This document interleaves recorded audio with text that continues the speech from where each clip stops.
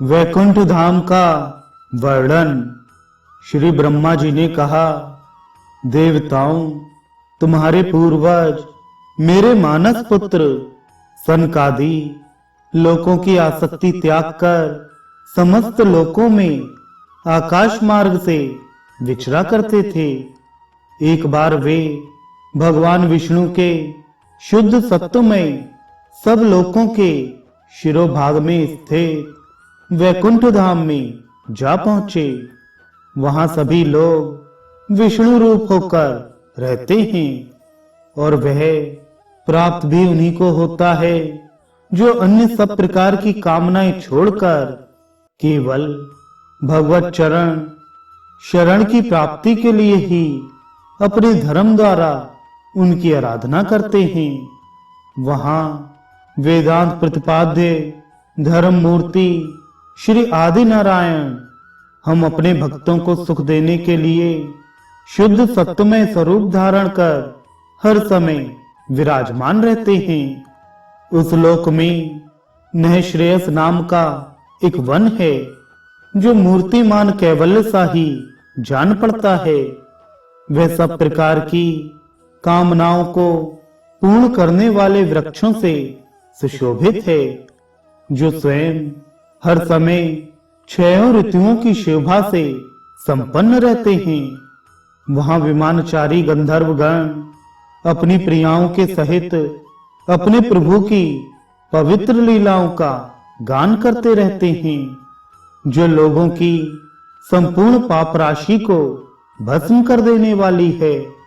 उस समय सरोवरों में खिली हुई मकरंद पूर्ण वासंतिक माधवी लता की सुमधुर गंध उनके चित्त को अपनी ओर खींचना चाहती है, परंतु वे उसकी ओर ध्यान ही नहीं देते, वरन उस गंध को उड़ाकर लाने वाले वायु को ही बुरा भला कहते हैं। जिस समय भ्रमर राज ऊंचे स्वर से गुंजार करते हुए मानो हरि कथा का गान करते हैं, उस समय थोड़ी देर के लिए कबूतर, कोयल, सारस, चकबे, पपीहे, हंस, तोते, तीतर और मोरों का कोलाहल बंद हो जाता है, मानो वे भी उस कीर्तन आनंद में बेसुध हो जाते हैं। श्री हरि तुलसी से अपने श्री विग्रह को सजाते हैं और तुलसी की गंध का ही अधिक आदर करते हैं। यह देखकर वहां के मंदार, कुंद, तिलक वृक्ष, रात्रि में खिलने वाले कमल उत्पल, चंपक, अर्ण, पुन्नाग, नागकेसर, मौलसरी, अंबुज और पारिजात आदि पुष्प सुगंध युक्त होने पर भी तुलसी का ही तप अधिक मानते हैं। वह लोक वैदूर्य, मरकतमणि और स्वर्ण के विमानों से भरा हुआ है। ये सब किसी कर्म फल से नहीं, बल्कि एकमात्र श्री हरि के पाद पद्मों की वंदना करने से ही प्राप्त होते हैं। उन विमानों पर चढ़े हुए कृष्ण प्राण भगवत भक्तों के चित्तों में बड़े बड़े नितंबों वाली सुमुखी सुंदरियां भी अपनी मंद मुस्कान एवं मनोहर हास परिहास से काम विकार नहीं उत्पन्न कर सकती। परम सौंदर्यशालिनी लक्ष्मी जी, जिनकी कृपा प्राप्त करने के लिए देवगण भी यत्नशील रहते हैं, श्री हरि के भवन में चंचलता रूप दोष को त्याग कर रहती हैं। जिस समय अपने चरण कमलों के नुपुरों को झनकार करती हुई वे अपना लीला कमल घुमाती हैं, उस समय उस कनक भवन की स्फटिकमय दीवारों में उनका प्रतिबिंब पड़ने से ऐसा जान पड़ता है मानो वे उन्हें बुहार रही हों।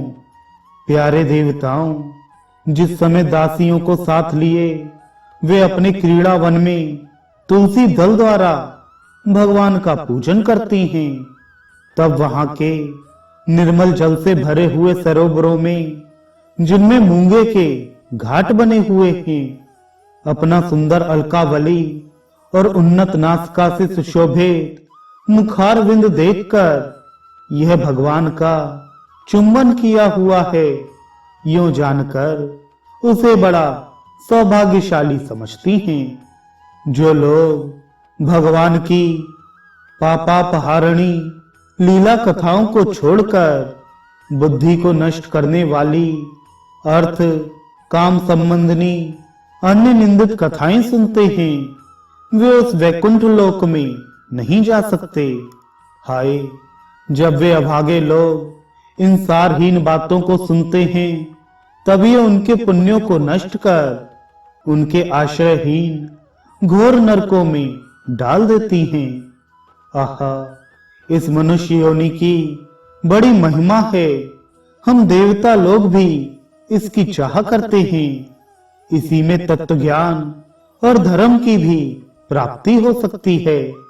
इसे पाकर भी जो लोग भगवान की आराधना नहीं करते, वे वास्तव में उनकी सर्वत्र फैली हुई माया से ही मोहित हैं। देवाधिदेव श्री हरि का निरंतर चिंतन करते रहने के कारण जिनसे यमराज दूर रहते हैं, आपस में प्रभु के सुयश की चर्चा चलने पर अनुराग जन्य विहलतावश जिनके नेत्रों से अविरल अश्रुधारा बहने लगती है तथा शरीर में रोमांच हो जाता है, और वे जिनके से शील स्वभाव की हम लोग भी इच्छा करते हैं, वे परम भागवत ही हमारे लोकों से ऊपर उस वैकुंठ धाम में जाते हैं।